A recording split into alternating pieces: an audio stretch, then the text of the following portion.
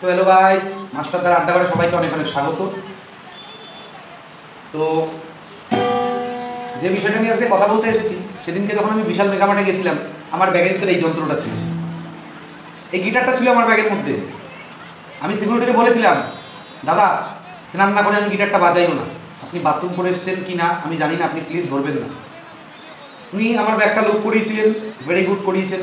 এবার বিষয়টা হলো, আমি ভারতবর্ষ থেকে আমি একটা হিন্দু হয়ে যদি একটা শপিং মলে একটা শাস্ত্রীয় যন্ত্র নিয়ে না ঢুকতে পারি, তো ওদের ওই নিয়ম আমি ভেঙে দেবো, ওদের নিয়ম আমি ভেঙে দেবো। যদি রুলস না লিখতে পারে, কে আটকায় আমি দেখবো।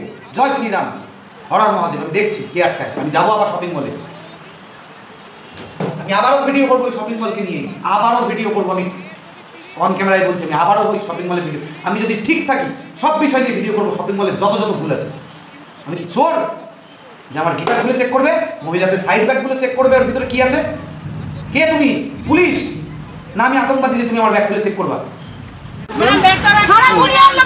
সারা দুনিয়ার মালে লক লাগাচ্ছে এই ব্যাগে।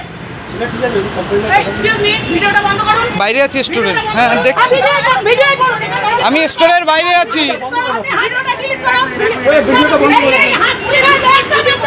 আপনি আমাকে মারবেন? আপনি কি আমাকে মারবেন আমি ভিডিও করলে? আপনি কি আমাকে মারবেন আমি ভিডিও করলে? আপনি লেডিস পার্স ব্যাগ কেন রাখবেন? আপনার এসওপিটা কোথায় স্যার? আমি বলছি আপনি লেডিস পার্স ব্যাগ রাখছেন, ওই দেখুন এটা রাখা রয়েছে, এটা পার্স, এটা লেডিস পার্স। দেখুন স্যার, আমি দুটো পরিষ্কার কথা বলি, আপনি দুটো কথা বলি, তারপরে আপনি বলুন, আমি দুটো কথা বলে দিই যে আপনি লেডিস পার্স রাখছেন। একটা মেয়ের যদি পিরিয়ড হয়, একটা মেয়ের যদি পিরিয়ড হয়, ওই মেয়েটা কি পার্সটা হতে পারে আপনার ওয়াশরুম ইউজ করতেই পারে, তখন কি করবে? সবাই যদি কমফোর্টেবল তো নাও হতে পারে, এটা রং। আর যদি এটা কোম্পানি ক্রিয়েট করে থাকে, তো এসওপি কোথায়? এটা আমি ঠিক আছে। তো ম্যানেজার বাবু আমাকে যতটুকুনি সাইডে নিয়ে গিয়ে বললেন, তাতে আমি বুঝলাম যে শুধুমাত্র চুরি ঠেকানোর জন্যই এই প্রসেস, আর কোনো রিজন নেই, চুরি ঠেকানোর জন্য। তা বিষয়টা হলো, চুরি ঠেকানোর জন্য আরও অনেক প্রসেস আছে, সেগুলোকে অ্যাপ্লাই করো।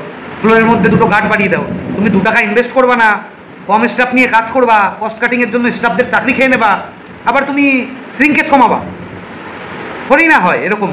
তো শ্রিঙ্কেজ কমাতে গেলে স্টাফ বাড়াতে হবে, স্টাফ নেই, স্টাফ দিনের পর দিন ছাঁটাই করে দিচ্ছ, আর তুমি বলছো যে শ্রিঙ্কেজ হচ্ছে। তো শ্রিঙ্কেজ হলে হোক, সেটা তোমার ব্যাপার, আমার ব্যাপার না। তুমি আমাকে চোর ভাবলেও আমার প্রবলেম আছে, তুমি আমাকে চোর ভাবতেও পারবা না, বুঝতে পেরেছো?